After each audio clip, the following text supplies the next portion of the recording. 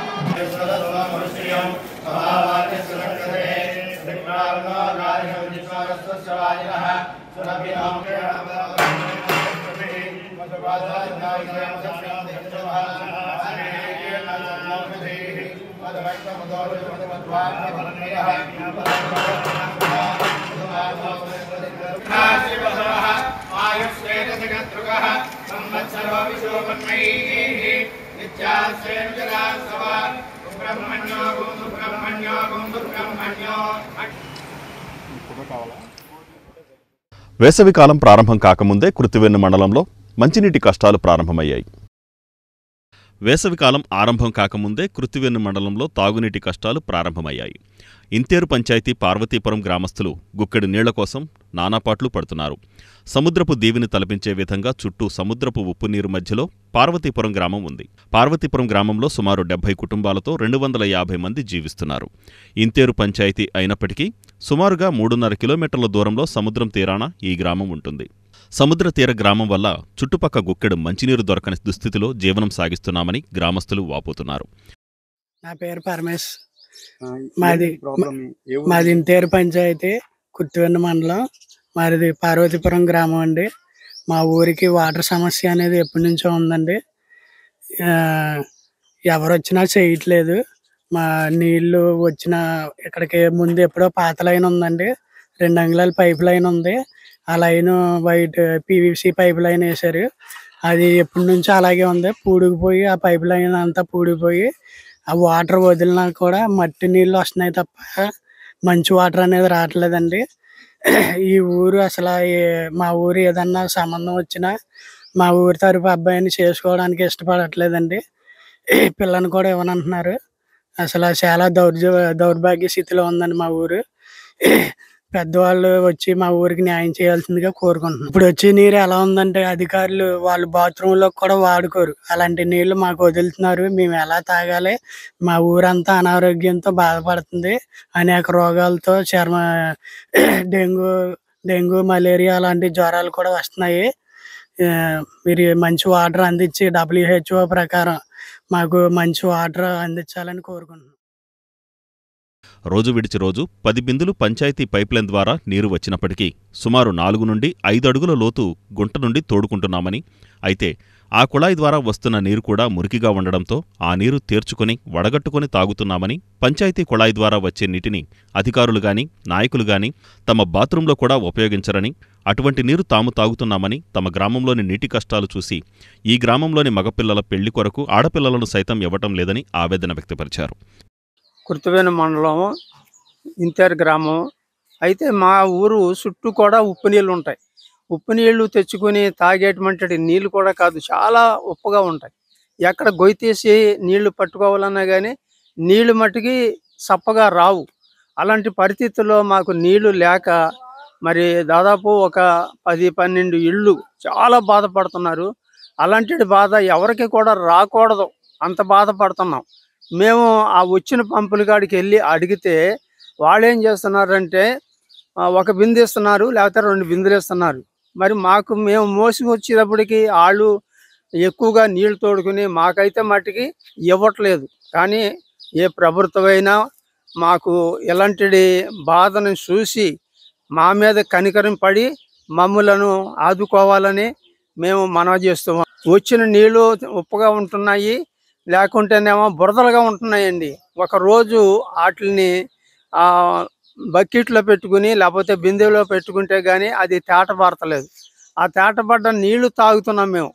కానీ అంత పరిస్థితి మేము ఎల్లబిస్తున్నాం. ఈ అధికారులు కానీ లేకపోతే ఎవరు కూడా బాత్రూంలో కూడా వాటిని వాడరు. అంత చిక్కగాను తాగటానికి కూడా పనికిరానటువంటి నీళ్ళు అయిపోయినాయి. మీరు గవర్నమెంట్ వారు వచ్చి ఈ నీళ్లు మా పరిస్థితిని చూసి మాకు ఊరందరికీ కూడా సరిపోయినట్లుగా పంపులేసి మమ్మల్ని ఆదుకోవాలని నేను మీకు అందరికీ మనవి చేస్తున్నాను. దుర్గారావు, పార్వతీపురం, కుర్తివెన్ను మండలం. మాకు నీళ్ళు రావట్లేదండి. నీళ్ళు ఇక్కడికి వచ్చిన ఇబ్బందులు 4 పంపులకు వస్తున్నాయి, 4 పంపులు రావట్లేదు. ఇలా ఇబ్బంది అయ్యింది. వచ్చేవాళ్ళు ఒకరికొకరికి వాళ్ళే తగ్గొచ్చేసుకుంటున్నారు. ఆ పంపు కడిగి వెళ్తే ఓ బింది ఇచ్చిన వాళ్ళు ఇస్తున్నారు, ఇవ్వకపోతే లేదు. ఆ బిందె అయినా మన పంపు కూడా మనకు వచ్చేటట్టుంటే పట్టుకుంటే మనకి నా ఇదిగా ఉండు. ఎందుకు రావట్లేదు అంటారు? పంపులు కింద పోసేసుకుంటా కిందకి వెళ్ళిపోయింది. ఆ కిందకి వెళ్ళిపోయిన కాడ ఇక మనకి చివరాళ్ళం అయిపోయాం మేము ఇటు. మంచినీరు లేక తమ గ్రామంలో అనేక మంది ఇతర ప్రాంతాలకు వలసలు వెళ్లిపోతున్నారని గ్రామస్తులు తెలిపారు. 3.5 కిలోమీటర్లు పైప్లైన్ వేసేందుకు పైపులు తీసుకొచ్చి తమ గ్రామంలో ఉంచినప్పటికీ ఇప్పటికీ పనులు ఎందుకు ప్రారంభించలేదంటూ గ్రామస్తులు ప్రశ్నిస్తున్నారు. ఇప్పటికైనా అధికారులు స్పందించి తమ గ్రామానికి కొత్త పైప్లైన్ వేసి తమ మంచినీటి కష్టాలు తీర్చాల్సిందిగా గ్రామస్తులు జిల్లా అధికారులను వేడుకుంటున్నారు. మా కొంతైతే 9 రోజులకు వస్తుందండి. అవి 10 బిందులు వస్తాయండి. ఈ బిందండి 10 బిందెల నీళ్లు మేము వాడుకోవడానికి తాగడానికి అన్ని అయ్యానండి. మరి ఇక్కడ ఏంటి ఇప్పుడు మీరు వాడుకోవడం ఈ బోర్ వాటర్ అండి అప్పుడులో ఏంచారండి. ఎంత అవి కొంచెం సాల్ట్గా ఉంటాయి, అయ్యే వాడుకుంటామండి మేము. చాలా ఇబ్బంది అండి. జూకి వస్తే మాకు సంతోషమే కానీ ఇంకంతకన్నా మేము కోరుకునేది ఏం లేదు. నీళ్లు డైలీ వస్తే మాకు అది చాలండి. ఇస్తారంటే ఎవరు వద్దంటారు కదండి, చేసి పెడితే మంచిదండి. మాకు 3 రోజులకి 4 రోజులకి వదులుతున్నారు. అదైనా మళ్ళీ ఏదన్నా ప్రాబ్లం వస్తే మళ్ళీ వారం రోజుల దాకా నీళ్ళు వదులుతలేదు. మరి మాకు నీళ్ళు ఇబ్బంది, బాగా ఇబ్బంది అండి. 10 రోజులకి వస్తుందండి. 10 రోజులకి 10 బిందులు వస్తే తానానికి, వండుకుంటానికి, తాగటానికి అయ్యానండి. బాగానే ఉంటున్నాయండి. ఇప్పుడు అంతకు ముందు అయితే నీళ్ళు బాగుండేవి కదా, పసరగా వచ్చి. ఇప్పుడు బాగానే ఉంటున్నాయండి. కోరుకుందండి మాకు రోజు వదలాలండి నీళ్ళు. మాకు రోజు వస్తేనే వాటర్ సరిపోతుంది. ఇక్కడ ఏమున్నాయండి, చెరువులు ఉన్నాయో కాలువలు ఉన్నాయి. కాలువ లేదు, చెరువు లేదు. అదే మరి మాకు కావాలి. బోరే బతుకుతాం. ఇంకా బోర్ వాటర్, సోకల నీళ్ళు అయ్యే వాడుకుంటాం, బట్టలు ఉతుక్కుంటాం.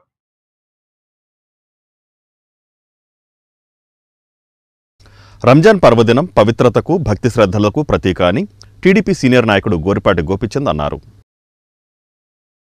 రంజాన్ పర్వదినం పవిత్రతకు, భక్తి శ్రద్ధలకు ప్రతీక అని టీడీపీ సీనియర్ నాయకుడు గొర్రెపాటి గోపీచంద్ అన్నారు. హ్యుమానిటీ ఫౌండేషన్ ఆధ్వర్యంలో 8వ డివిజన్ పరిధిలోని లక్ష్మణరావుపురంలో జరిగిన కార్యక్రమంలో పేద ముస్లింలకు రంజాన్ తోఫా పంపిణీ కార్యక్రమంలో గోపీచంద్ పాల్గొన్నారు. హ్యుమానిటీ ఫౌండేషన్ పేద వర్గాలకు చేస్తున్న సేవలు ప్రశంసనీయమని అన్నారు. ఈ కార్యక్రమంలో హ్యుమానిటీ ఫౌండేషన్ అధ్యక్షురాలు Noorjahan, advocate Azmathunnisa, TDP division incharge Muntharavi, Janasena incharge Karri Mahesh తదితరులు పాల్గొన్నారు. లేని వారికి ఉన్నవారు సాయం చేయటం తగిన సాయం. మరి దాంట్లో భాగంగానే ఎన్నో కార్యక్రమాలు చేశారు. దాంతోపాటు కొల్లు ఫౌండేషన్, మన రవి గారి భార్య కొల్లు ఫౌండేషన్ తరఫున నీలిమా గారు మరి గోధుమ పిండి, నూనె, ఇంకా తదితర వస్తువుల నా వాటా కూడా కూడా కొంత పాలు పంచుకుంటానని చెప్పి ముందుకు రావటం ముదాహం అని చెప్పి మీ అందరికీ మనవి చేస్తూ, ఇటీవల చంద్రబాబు గారు ప్రవేశపెట్టినటువంటి P4 దాని అర్థం కూడా ఇదేనండి, పరమార్థం. ఎవరైతే లైఫ్లో సెటిల్ అయిన వాళ్ళు ఉన్నారో తలా ఒక 20 మందినో, వాళ్ళ ఓపిక కొద్దీ 10 మందినో, 20 మందినో, 25 మందినో తీసుకుని వాళ్ళకి ఐటీ కానీ ఏ వృత్తిలో అయినా ఉంటే వాళ్ళకి ఆర్థిక సహాయం చేసి వాళ్ళ కుటుంబాన్ని పైకి తెచ్చే ఇటువంటి విధానాన్ని మరి ఏదైతే రంజాన్ మాసంలో చేస్తారో ఆ రకంగా చేయటమే P4 యొక్క ఉద్దేశం. దాన్ని కూడా ఉగాదికి ప్రారంభిస్తున్నాడు చంద్రబాబు గారు. తొలి విడతలోనే కనీసం 10 లక్షల మందికి చేయూతనిచ్చి వాళ్ళ కుటుంబాల్ని అప్గ్రేడ్ చేసే కార్యక్రమం ఈ పవిత్ర మాసంలోనే రావటం మనందరికీ అదృష్టం అని కూడా మీ అందరికీ మనవి చేసుకుంటూ, మరి అందరికీ కూడా రంజాన్ ఈ రోజున లక్ష్మణరావుపురం 8వ వార్డులో మా ఇంటి దగ్గర పవిత్ర రంజాన్ మాసం సందర్భంగా బీద ముస్లిం మహిళల్ని ఒక 50 మంది వరకు మనం సెలెక్ట్ చేసుకుని మా ఫౌండేషన్ తరఫున రంజాన్ తోఫా ఇవ్వటం జరుగుతుంది. మాదొచ్చి హ్యుమానిటీ ఫౌండేషన్ అండి. మేము మచిలీపట్నంలో నవంబర్ నుంచి మేము సేవా కార్యక్రమాలు స్టార్ట్ చేశాము. ఇప్పటి వరకు 11 సేవా కార్యక్రమాలు చేశాము. మేము వచ్చేసి ఫస్ట్ ఈవెంట్ మేము యానాదుల్ కాలనీ నందు దీపావళి సెలబ్రేట్ చేశాము. తర్వాత వాళ్ళకి భోజనాలు పెట్టాము. నెక్స్ట్ వికలాంగులకి స్నాక్స్ అవి పంచాము. తర్వాత ఎయిడ్స్ వ్యాధిగ్రస్తులైన చిన్నపిల్లలకు కూడా వాళ్ళకి కావాల్సిన కిట్లు అవి అందజేశాము. అలానే ఒక బీద కుటుంబం నుంచి చనిపోయిన మనిషికి అంత్యక్రియలకి ఖర్చుకి డబ్బులు కూడా లేకపోతే అంత్యక్రియల ఖర్చు నిమిత్తం ఒక 5,000 రూపాయలు మేము మా ఫౌండేషన్ తరఫున వాళ్ళకి ఇవ్వటం జరిగింది. అలానే మద్రసాలో డోకిపరులోని మద్రసా నందు చలికాలంలో పిల్లలు చాలా ఇబ్బంది పడుతున్నారని మాకు రిక్వెస్ట్ చేస్తే వారికి సంబంధించి ఒక 30 రగ్గులు ప్లస్ మంకీ క్యాప్లు అవన్నీ అందజేయటం జరిగింది. మొన్న అలానే మహిళా దినోత్సవం కూడా సెలబ్రేట్ చేశాం మేము. ఇలాగా చాలా కార్యక్రమాలు చేయటం జరిగింది. మా ఫౌండేషన్ యొక్క ముఖ్య ఉద్దేశము కులమతాలకు అతీతంగా, రాజకీయ పార్టీలకు అతీతంగా ఎవరైతే మమ్మల్ని సహాయం కోరొచ్చి అడుగుతారో వారికి సహాయం చేస్తాము. ఆ సహాయం వచ్చేసి మట్టి ఖర్చులు మెయిన్ పెట్టుకున్నాం మేము. తర్వాత విద్యాపరంగా కూడా మెరిట్ పిల్లలకి చదువుకోవడానికి ఫీజు డబ్బులు లేకపోతే ఫీజు కట్టి చదివించటం జరుగుతుంది ఆ పిల్లలకు. అలాగే వికలాంగులకి కూడా వాళ్ళకి కావాల్సిన సామాన్లు కూడా సమకూరుస్తాము. పేద ప్రజలకి ఎక్కడ కుల మతాలకు అతీతంగా వాళ్ళు చెప్పారు, పర్యావరణ పరిరక్షణ కోసం ఎవరన్నా సరే ముందుకు వచ్చిన వారు మా దృష్టికి తీసుకొస్తే మేము వార్డులను కానీ మన రోడ్లను కానీ పచ్చదనంతో నింపుతామని చెప్తున్నారు. అలాగే పేద ప్రజలు ఎవరన్నా ఉంటే ఆ పేద ప్రజలకు కూడా మిగిలిపోయిన అన్న ఎవరన్నా పెద్ద వాళ్ళు చేసుకున్నప్పుడు మిగులుతాయి, చాలా చోట్ల అన్నం మిగులుతుంది, చాలా చోట్ల వేస్ట్ అయిపోతుంది. ఇట్లా వేస్ట్ అయిన అన్నాలను కూడా మేము పేద ప్రజలకు తీసుకెళ్ళి మా ఫౌండేషన్ ద్వారా మేము ప్రతి పేద ప్రజలు కడుపు నింపగలనని చెప్పి ఆవిడ చెప్తున్నారు. ఇలా ఆవిడ ఈ చాలా మంచి కార్యక్రమాలు చేస్తున్నందుకు ఆవిడకి నా హృదయపూర్వక ధన్యవాదాలు. 3 పెళ్లిళ్లు చేసుకున్న దొంగ మొగుడిపై ఓ యువతి మచిలీపట్నం దిశ పోలీస్ స్టేషన్లో ఫిర్యాదు చేసింది. 3 పెళ్లిళ్లు చేసుకున్న దొంగ మొగుడిపై ఓ యువతి మచిలీపట్నం దిశ పోలీస్ స్టేషన్లో ఫిర్యాదు చేసింది. విడాకులు ఇవ్వకుండా వేరొక మహిళను వివాహం చేసుకున్న తన భర్తపై చర్యలు తీసుకుని తనకు న్యాయం చేయాలని గుడ్లవల్లేరు మండలం డోకిపరు గ్రామానికి చెందిన బాధిత యువతి బొంగా సురేఖ డిమాండ్ చేసింది. మచిలీపట్నం మండలం పెదపట్నం గ్రామానికి చెందిన బొంగా రామ్ చరణ్తో 2020లో తనకు వివాహం జరిగిందని, అయితే పెళ్లైన రోజు నుండి తనను చిత్రహింసలకు గురిచేశాడని ఆరోపించింది. ఇతర మహిళలతో ఉన్న అక్రమ సంబంధాల నేపథ్యంలో తనకు అబార్షన్ కూడా చేయించాడని ఆమె ఆరోపించింది. తనకు విడాకులు ఇవ్వకుండా 3 రోజుల క్రితం వేరే మహిళతో వివాహం చేసుకున్నాడన్న సమాచారంతో పోలీసులను ఆశ్రయించినట్లు ఆమె తెలిపింది. తనతో పెళ్లి కాకముందు కూడా వేరే మహిళతో రామ్ చరణ్కు వివాహమైనట్టు ఆమె పేర్కొంది. నా పేరు బొంగా సురేఖ, బొంగా రామ్తేజ అనే అతన్ని. నేను 2020 సంవత్సరంలో మా ఇద్దరికి పెద్దల సమక్షంలో పెళ్లి జరిగింది.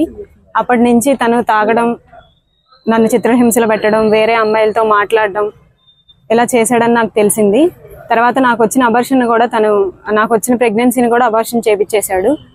ఇలా వేరే అమ్మాయిలతో మాట్లాడడం తెలియడం వల్ల మళ్ళీ రీసెంట్గానే ఒక అమ్మాయితో అదే ఊరు పెదపట్నం గ్రామం ఒక అమ్మాయినే భారతి అనే అమ్మాయిని మందపాటి భారతి అనే అమ్మాయిని మ్యారేజ్ చేసుకున్నాడన్న సంగతి తెలిసి నేను పెదపురిపాడు పోలీస్ స్టేషన్ వాళ్ళు పోలీసులు పిలిచారని చెప్పి నేను అక్కడికి వెళ్ళాను. నేను ఇలా ఫస్ట్ భార్యనని చెప్పడానికి వాళ్ళు పిలిచి మాట్లాడతామని చెప్పారు, కానీ నాకు ఎటువంటి ఇన్ఫర్మేషన్ ఇవ్వలేదు. రాత్రి వాళ్ళిద్దరికి మాకు ఏం సంబంధం లేదు అన్నట్టు వాళ్ళని పంపించేశారు పక్కకి. నన్నే కాదు, భారతీనే కాదు, అంతకు ముందు కూడా నాకు మ్యారేజ్ అయిన తర్వాత 2 సంవత్సరాల తర్వాత వేరే అమ్మాయిని కూడా మ్యారేజ్ చేసుకున్నాడని, పెళ్ళైన అమ్మాయితో కూడా ఇలా వెళ్ళాడని నాకు తెలిసింది. నేను ఇలా సైలెంట్గా ఉంటే ఇలా వేరే అమ్మాయిల జీవితాలు కూడా ఇలాగే నాశనం అయిపోతాయి. కఠినంగా ఈ అబ్బాయి పైన చర్యలు తీసుకోవాలని, నాకు పోలీసు వారు న్యాయం చేయాలని, ఆ అబ్బాయితో నాకు డైవర్స్ ఇప్పించాలని కోరుతున్నాను. పెడన నియోజకవర్గంలోని సముద్ర తీర ప్రాంత ప్రజలు తాగునీటి సమస్యతో బాధపడుతున్నారని టీడీపీ రాష్ట్ర ఉపాధ్యక్షుడు బోరగడ్డ వేదవ్యాస్ ఆవేదన వ్యక్తం చేశారు. పెడన నియోజకవర్గంలోని సముద్ర తీర ప్రాంతాల ప్రజలు మంచినీటి సమస్యతో తీవ్ర ఇబ్బందులు పడుతున్నారని టీడీపీ రాష్ట్ర ఉపాధ్యక్షుడు బోరగడ్డ వేదవ్యాస్ ఆవేదన వ్యక్తం చేశారు. ముఖ్యంగా బంటుమిల్లి, కృతివెన్ను మండలాల్లోని అనేక గ్రామాలు వేసవి ప్రారంభంలోనే మంచినీటి కష్టాలు ఎదుర్కొంటున్నారని ఆయన వాపోయారు. నియోజకవర్గ మాజీ ఎమ్మెల్యే అయిన వేదవ్యాస్ ఆయా ప్రాంతాలలో పర్యటించిన అనంతరం మంచినీటి సమస్య తీర ప్రాంత గ్రామాలలో అధికంగా ఉందని మీడియాకు వివరించారు. ముఖ్యమంత్రి చంద్రబాబు నాయుడు, ఉప ముఖ్యమంత్రి పవన్ కళ్యాణ్ గ్రామీణ ప్రాంతాలలో మంచినీటి సమస్య శాశ్వత పరిష్కారానికి కృషి చేస్తున్నారని, అయితే తాత్కాలికంగా మంచినీటి సమస్య ఎదుర్కొంటున్న ప్రాంతాలకు ట్యాంకర్ల ద్వారా తాగునీరు అందించేందుకు జిల్లా యంత్రాంగం కృషి చేయాలన్నారు. ఎంపీ బాలశౌరి, ఎమ్మెల్యే కాగిత కృష్ణప్రసాద్ల దృష్టికి ఈ సమస్య తీసుకెళ్లనున్నట్లు వ్యాస్ తెలిపారు. ఈరోజు ఉదయం నేను పెడన నియోజకవర్గంలో కృత్తివెన్ను మండలంలో నిడమరు గ్రామం, లక్ష్మీపురం, చిన్నపాండ్రక్క గ్రామాలు వెళ్ళటం జరిగింది. వివిధ కార్యక్రమాలతో పాటు అక్కడున్న కొంతమంది రైతుల్ని, గ్రామస్తుల్ని కూడా కలుసుకోవడం జరిగింది. వాళ్ళు అక్కడ ఉన్నటువంటి వివిధ సమస్యలతో పాటు ప్రధానంగా ఇప్పుడు వాళ్ళకి చాలా అత్యవసరమైన బాధ సమస్య మంచినీటి సమస్య. కృత్తివెన్ను మండలంలో ఇవాళ తాగునీటికి చాలా ప్రాంతాల్లో, తీర ప్రాంతాల్లో, పల్లెపాలెల్లో, హరిజనవాడల్లో, ఇతర కొన్ని గ్రామాల్లో మంచినీరు లేక చాలా ఇబ్బందులు పడుతున్నారు. వేసవిలో మార్చి నెలాఖరులోనే ఈ పరిస్థితి ఉంటే ఏప్రిల్, మే నెలల్లో ఇంకా ఎటువంటి పరిస్థితి ఉంటుందో అని చెప్పి వాళ్ళు ఆందోళన చెందుతున్నారు. వాళ్ళ కొన్ని ప్రాంతాల్లో అయితే వాడకానికి కూడా నీళ్లు లేవు అనేటువంటి నిర్మాణ హరిజనవాడలో, చందాల, తాడుగని ప్రాంతాల్లో చెప్పారు. అట్లాగే చిన్నపాండ్ర గ్రామంలో కూడా, పల్లిపాలలో కూడా మాకు వాడకానికి కూడా సరైన నీళ్ళు రావట్లేదని చెప్పారు. సీతనపల్లి స్కీమ్ నుంచి తీర ప్రాంత గ్రామాలకి అసలు నీరు సరఫరా జరగటం లేదు. మాకు గతంలో మీరు ఉన్నప్పుడు ట్యాంకర్స్ ద్వారా నీటి సరఫరా జరిగేది. ఇప్పుడు మళ్ళీ అదే ట్యాంకర్స్ ద్వారా నీరు ఈ వేసవి కాలంలో మాకు సరఫరా చేయకపోతే తాగటానికి మేము చాలా ఇబ్బందులు పడాలి, చాలా బాధగా ఉందని చెప్పారు. అదేవిధంగా చిన్నపాండగారు కూడా మల్లేశ్వరం స్కీమ్ నుంచి మాకు వాటర్ తీర ప్రాంతాలకు రావట్లేదు. మల్లేశ్వరం స్కీమ్ నుంచి నీళ్ళు ఇచ్చినా అవి వాడకానికి పనికొస్తే కానీ తాగటానికి అసలు మనకు పనికి రావటం లేదు అని చెప్పి ఈరోజు నేను విన్నప్పుడు వాళ్ళందరూ కూడా చాలా ఆందోళన వ్యక్తం చేశారు. ఇది ఇప్పుడే పరిస్థితి ఉంటే మరి అలాగే బంటుమిల్లో కూడా కొన్ని మండలంలో కొన్ని గ్రామాల్లో కూడా చాలా తీవ్రమైన నీటి ఎద్దడి, ములపర్రు, కలపరాజుగూడెం, చోరంపూడి, మల్లంపూడి ఇటువంటి కొన్ని ప్రాంతాల్లో తీర ప్రాంతాల్లో ఈ మంచినీటి సమస్య చాలా తీవ్రంగా ఉంది. మరి కూటమి ప్రభుత్వం చంద్రబాబు నాయుడు గారు కానీ మరి పవన్ కళ్యాణ్ గారు కానీ మంచినీటి సమస్య మీద ప్రత్యేకమైన దృష్టి పెట్టి వాళ్ళు ఏమైనా సరే రాష్ట్రంలో ప్రతి గ్రామానికి మంచినీళ్ళు ఇవ్వాలనే ఉద్దేశంతో ఇవాళ ప్రభుత్వం పనిచేస్తుంది. మరి ఈ వేసవి కాలంలో స్థానిక శాసనసభ్యులు, పార్లమెంట్ సభ్యులు, జిల్లా అధికారులు కూడా ఈ ప్రాంతాల్లో ఉన్నటువంటి పరిస్థితులను, ఎందుకంటే అవన్నీ దీర్ఘకాలికమైన ప్రణాళికలు, పవన్ కళ్యాణ్ గారు మరి ఆలోచన కానీ చంద్రబాబు నాయుడు గారి ఆలోచన కానీ. ఈ వార్తలు ఇంతటితో సమాప్తం. నమస్కారం.